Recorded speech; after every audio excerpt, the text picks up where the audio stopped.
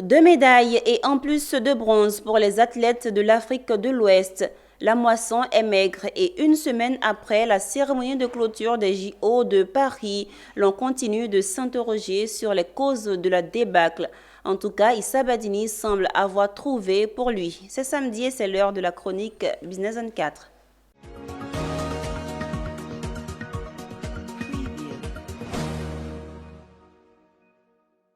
Hugues Fabrice Zango et Marthe Kouala du Burkina ont mordu la poussière. Rit Babi, Marie-Josée Talouenko de la Côte d'Ivoire ont calé moteur.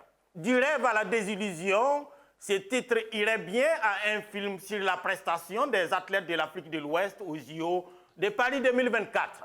Seuls Seck Cissé Salah et les Cap-Verdiens David Depina ont sauvé les meubles avec des médailles de bronze pour ce grand ensemble de plus de 300 millions d'habitants. Qu'est-ce qui ne va pas? On se pose toujours la question une semaine après le coup de sifflet final des JO. 39 médailles en tout, dont 11 en or, très moins des 46 de Rio 2016.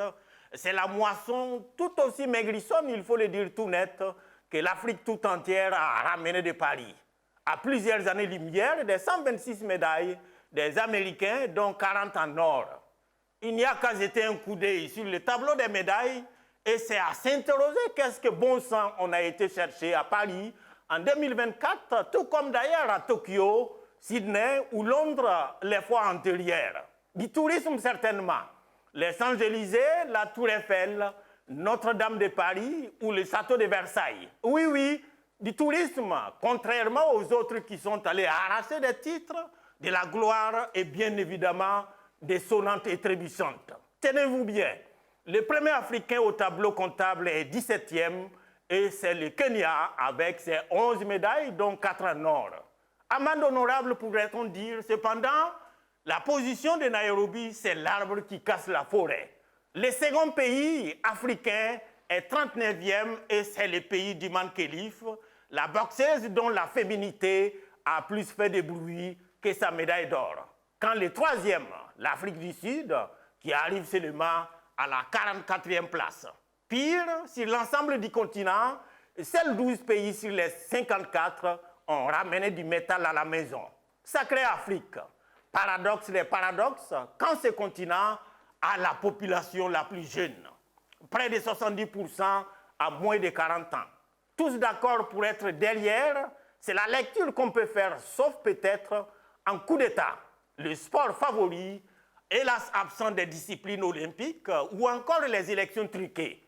En attendant peut-être de réussir un jour un putsch à la tête du CEO et donc faire admettre la discipline des Kalash et des Rengues, je vous informe, population africaine, que le sport nourrit bien son homme et il n'y a pas que le football aujourd'hui avec ses très peu d'élus. Teddy Riner, Simon Biles, Léon Marchand ou encore le légendaire Usain Bolt n'ont rien à envier à Didier Drogba, Mbappé ou à Lionel Messi.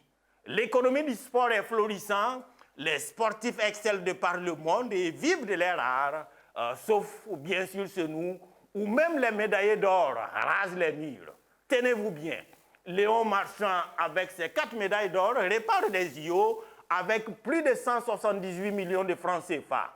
Donnez-leur la chance, toute la chance à ces millions de jeunes qui rêvent d'avenir meilleur et dont l'horizon semble obscurci à cause des pratiques qui n'honorent pas l'humanité.